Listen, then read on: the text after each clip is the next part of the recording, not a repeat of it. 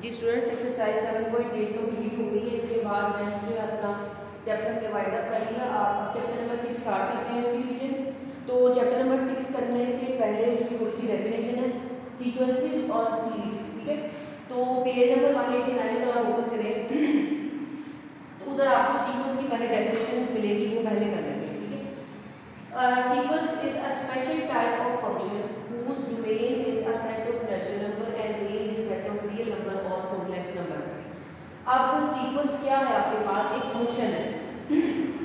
पहले आपने पीछे क्लास में फंक्शन की डेफिनेशन पढ़ी है, 10th क्लास में भी, कि फंक्शन आपके पास क्या होता है। अगर मैं आपको सेट की फॉर्म में बताऊं, हमने पढ़ा था कि फंक्शन एक रिलेशन है दो सेट्स के दरमियान में, एक ऐसा रिलेशन जिसमें एक सेट से वैल्यूज का आंसर दूसरे सेट में जाता है।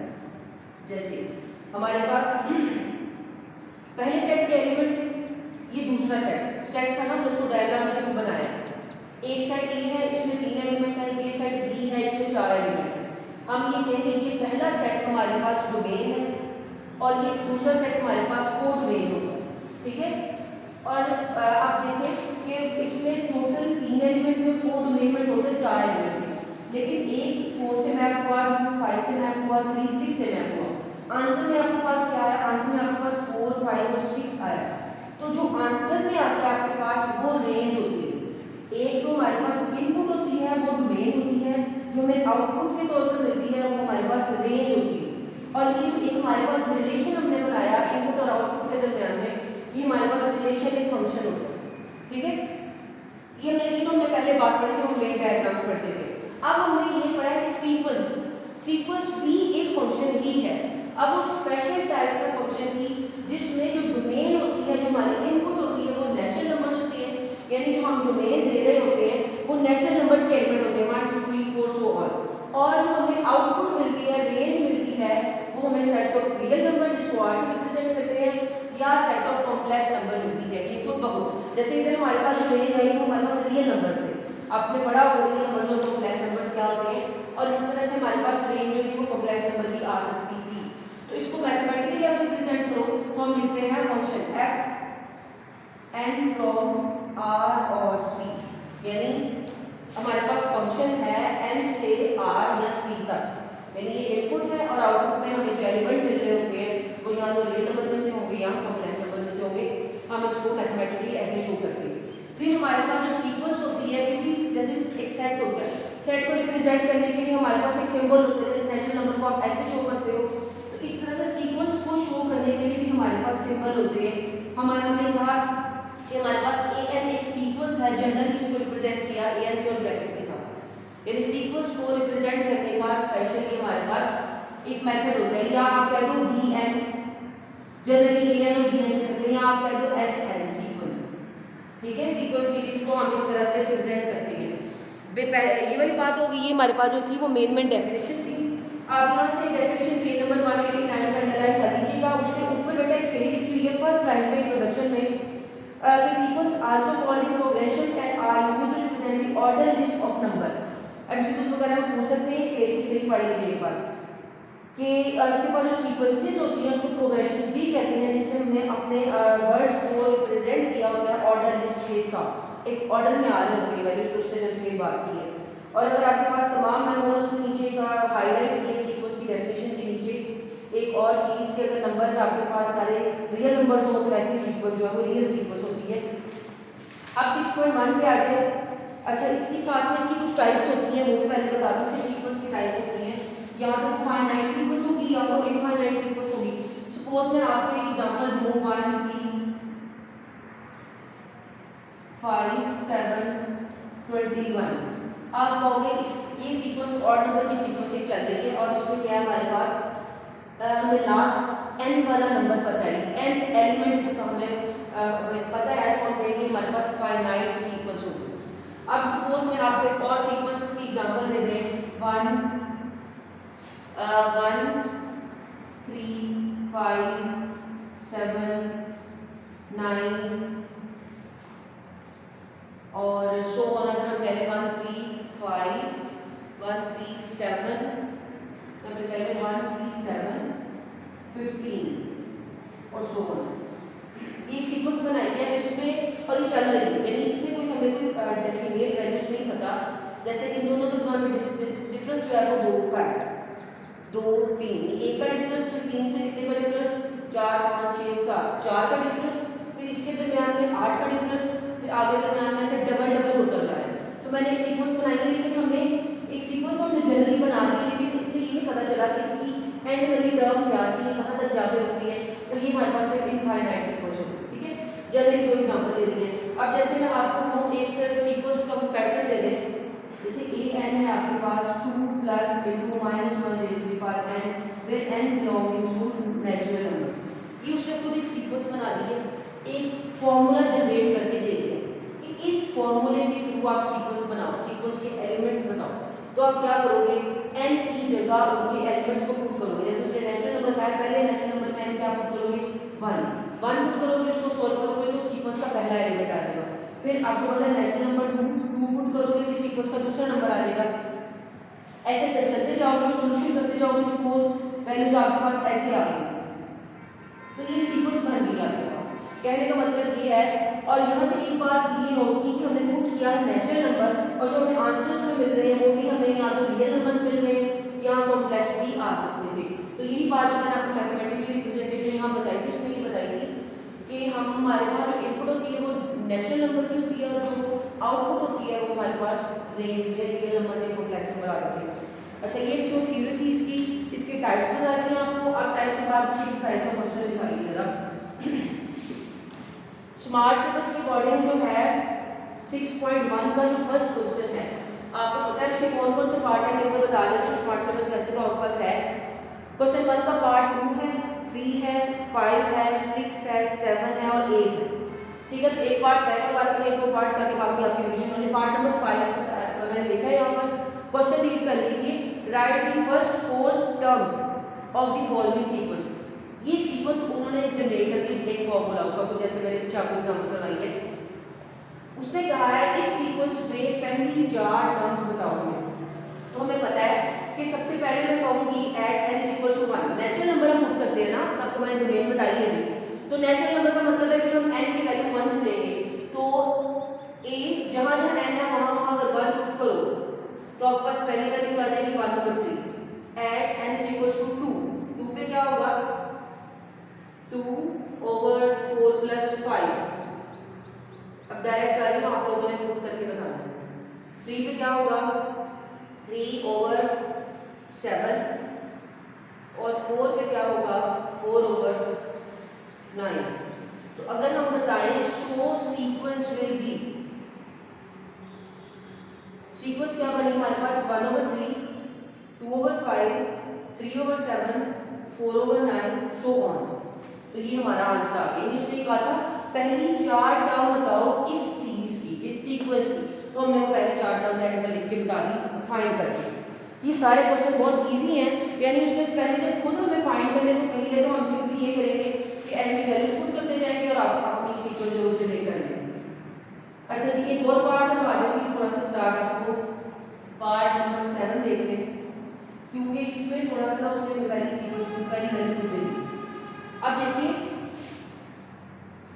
कि इसने यानी यहाँ पर कुछ बताया था ना, n की वैल्यू हमने 1 2 3 4 कुछ चूज की, क्योंकि हमें नेचुरल नंबर का पता था, उसने कुछ स्पेसिफिक कोई वैल्यू आइडेंटिफाई नहीं की थी हमारे लिए।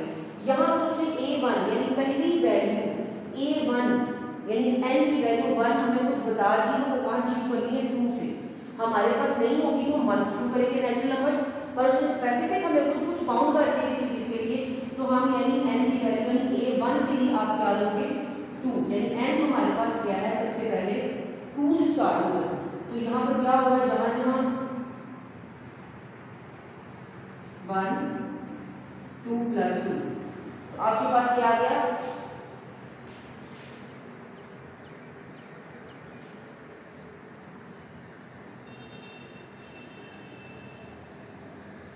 अच्छा, तो यहाँ पर हमारे पास आ गए a2 - a1 और 4, और a1 की वैल्यू हमारे पास है, a1 की वैल्यू क्या है हमारे पास 2, तो यहाँ पर हम a1 की वैल्यू भी पुट करेंगे, ठीक है। तो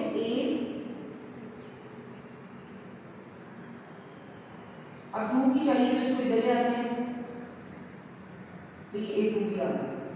A1 उसने खुद गिवन दिया हुआ था, A2 हमने उसमें सॉल्व करके पुट कर दिया और हमें 4 वैल्यू चाहिए।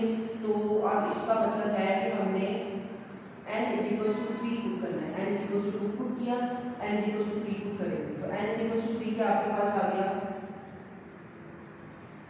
इधर पुट कर देंगे और A2 की जगह क्या करते हैं, पीछे पीछे से आंसर पुट करेंगे।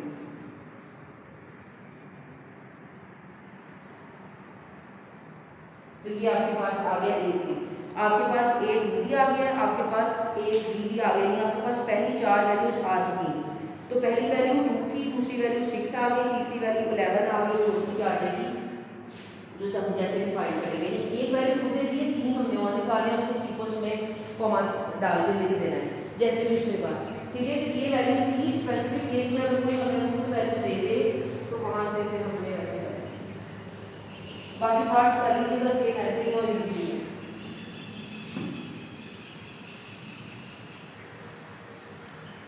अच्छा, क्वेश्चन नंबर 2 देखिए, find the indicated term of the following sequence. अब उसने खुद हमें कुछ अननोन वैल्यू दी हुई है और साथ में बता दिया है 2 का फर्स्ट पार्ट पहले वाला ही, इसका जो स्मार्ट है उसमें पहला और पांचवा पार्ट ही ऐड है, तो पहला मैं करवा देती हूँ, बल्कि पांचवा भी करवा दूँ। 2, 6, 11, 17 और लास्ट उसने कहा A7 आइडेंटिफाई करो खुद हमें। तो हम देख लेते हैं कि हमारे पास A1 क्या है, A1 है 2, यानी हम देखते हैं ना कि पहला नंबर तेरे से पास और नंबर की सीक्वेंस हो 1, 3, 5, 7 के बाद आपको पता होता है अगला ऑड नंबर क्या आना है, 7 के बाद 9 है, 9 के बाद आपको खुद पता होता है कि ऑड नंबर क्या आना है 11, इस तरह से हम ये सीक्वेंस भी मेरे को पता होनी चाहिए। ऑलरेडी हमारे पास दूसरा सीक्वेंस नहीं है, जनरल हमारे पास सेट होते हैं, तो हम पहले फाइंड करेंगे कि इनके दरमियान में डिफरेंस क्या है और हम क्या क्या ऐड कर सकते हैं, क्या मल्टीप्लाई कर सकते हैं, क्या डिवाइड कर सकते हैं कि हमारे पास नेक्स्ट वैल्यूज आती रहे। 1, 2, 3, 4 है, 5, 6, 2 के बाद तीसरी हमें फाइंड करनी है। तो पहली वैल्यू है आपके पास 2, दूसरी वैल्यू कैसे आएगी, अगर आप 2 में डालोगे 4 तो क्या आ गया 6, तीसरी वैल्यू कैसे आ गई, यानी आप पीछे वाले आंसर में डालोगे 6 में क्या डालोगे 5, तो आपका पास आ गया 11। A4 कैसे आएगा, अगर आप आंसर में कितने डालोगे 6। तो इससे हमें एक बात ये पता चली कि हमारे पास जो पीछे वाला आंसर है उसमें हम 4, 5, 6 सीक्वेंस चल रहा है, तो अगर मैं A5 निकालना चाहूँ तो क्या आएगा, इसमें डालेंगे 7 तो क्या आएगा 24। A6 कैसे निकालोगे, 24 में डालेंगे 8 तो क्या आ जाएगा आपके पास 32, और अगर 7 हमें चाहिए 32 में डालेंगे 9 तो ये आ जाएगा 41।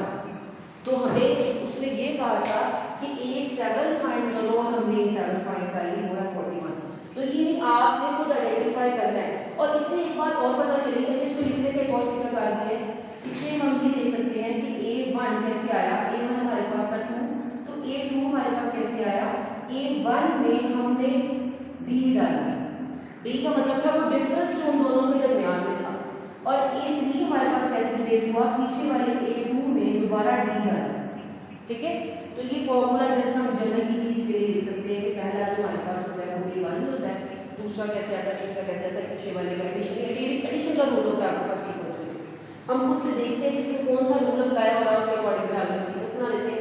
ऐसे ही आपके करना है, लास्ट वाली वैल्यू आपके पास आ जाएगी। अच्छा, एक और पार्ट भी है, वो भी देखते हैं, स्टार्ट करवा देती हूँ। फिफ्थ वाला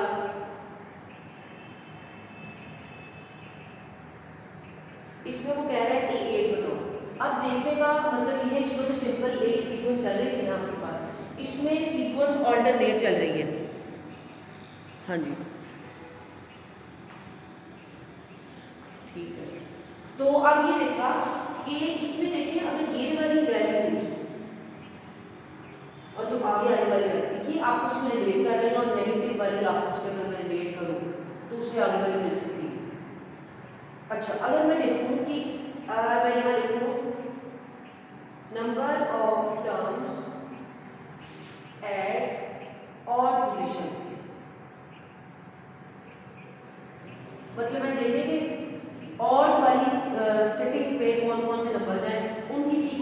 हमें ये ना कि उससे आगे वाली की सीक्वेंस हम निकाल सकें।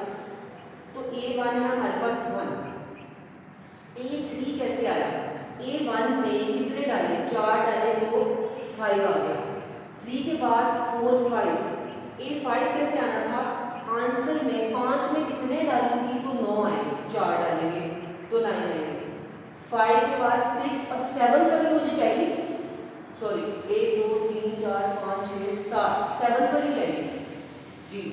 तो 7 आएगी, फिर इसका मतलब 9 में डालेंगे 4। अब आप ये देखो ना 4 4 डाल रहे हैं, तो इसका मतलब जो आगे वाली आने वाली होगी उसमें भी 4 ही आएगा, तो कितना आ गया 13। इसका मतलब ये है इसके आगे आना था 13, हमें 13 नहीं चाहिए, हमें उससे आगे वाली वैल्यू चाहिए, यानी हमें वो सीक्वेंस चाहिए थी, सीक्वेंस का वो नंबर चाहिए था जो इवन पोजीशन पर आ रहा था। तो अब मैं यहाँ देखूँ, ये मैंने एक साइड बना ली, अब यहाँ पर हम देख लेते हैं नंबर ऑफ, ये थोड़ा रेस करके लिख दूँ वहाँ से नजर नहीं आएगा, ये रेस करके वो लाइन हमारी लाइन लगा के दूसरी साइड पे लिख लीजिएगा, अगर आगे चलिए तो वहाँ से नजर नहीं आएगा। Number of terms at even position, even position पर कौन से नंबर आ रहे हैं, पहला नंबर है हमारे पास जिसको मैं A2 कहती हूँ, जो दूसरी जगह पर है वो है -3। अब A2 के बाद आ रहा है A4, A4 क्या है -7, यानी -3 में मैंने क्या किया कि -7 आएगा, 4 माइनस किया, माइनस माइनस प्लस, तो क्या आ गया -7।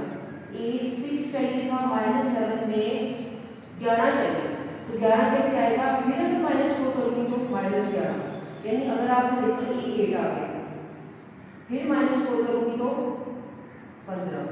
इसका मतलब ये था कि इसके आगे वाली टर्म थी -15, ये टर्म थी -15, तो हमारे पास ये रिक्वायर्ड नंबर है, ये रिक्वायर्ड नंबर है, ये वाला, ये भी हमें चाहिए था। हमने मैंने इसको देखा तो हमें सीक्वेंस से बन रही है, तो उसने कहा था कि आप इंडिकेटेड नंबर बताएं, तो हमने ये बता दिया लास्ट में, ठीक है। वो ये था कि हमने अलग अलग सीक्वेंस बनाई पहले खुद से, तो ये क्वेश्चन एज इट इज ही करना है। लास्ट क्वेश्चन देखिए 3 वाला 6.1 का है,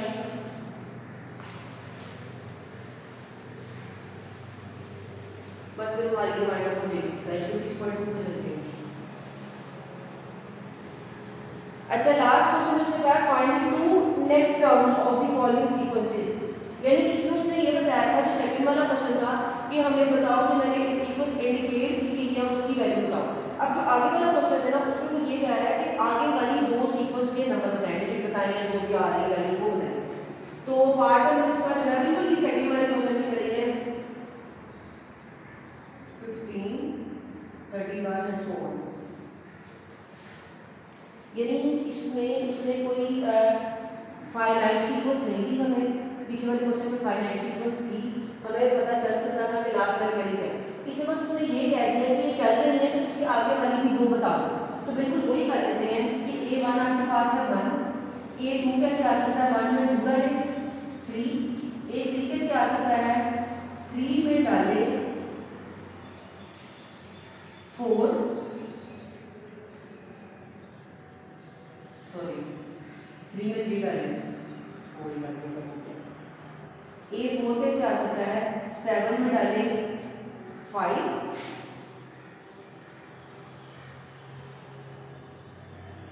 नहीं 8,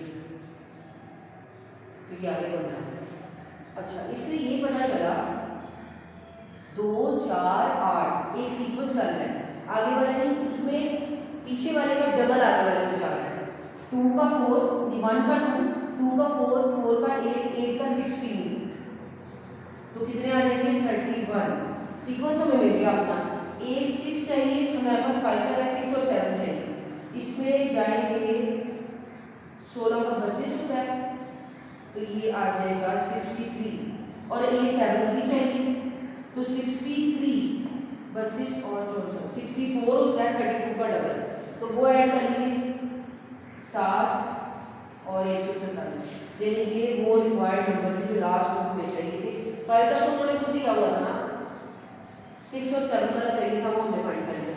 इसका कहने का मतलब ये आप लोगों ने कुछ सीक्वेंस को पहचानना है कि हमारे पास सीक्वेंस कैसे है, 1 2 3 4 जो नंबर होंगे वो उन्होंने हमें खुद दिए होंगे, आगे वाले को हमने खुद जनरेट करने हैं। तो ये ऐसे ही सिंपल पीछे वाले क्वेश्चन की तरह इसका एक क्वेश्चन है 4 वाला पार्ट है वो बिल्कुल वैसे ही जैसा हम ऊपर करके आ रहे हैं, तो देख लीजिएगा, समझ आ जाएगी आपको। 6.1 जो है वो वाइंड अप होगी। 6.2 करते हैं। 6.2 में आपके पास अरिथमेटिक प्रोग्रेशन की सबसे पहले डेफिनेशन है। तो ऐसे मैं करती हूँ कि आपको इसकी अलग से वीडियो बना के सेंड कर देती हूँ इसकी डेफिनेशन की विद क्वेश्चंस, तो ये फिर कर लीजिएगा। अभी इस वीडियो में हम इतना ही करते हैं। और प्लस ये है कि जो 6.1 के पीछे जो एग्जाम्पल नंबर 2 है पेज नंबर 190 पे, वो भी करनी है क्योंकि वो भी स्मार्ट टेबल्स में ऐड है। और बाकी जो 6.2 की एग्जाम्पल है, तो इस एक्सरसाइज के लिए बेटा इतना ही है। नेक्स्ट में ये इंशाल्लाह मैं आपको करवाती हूँ।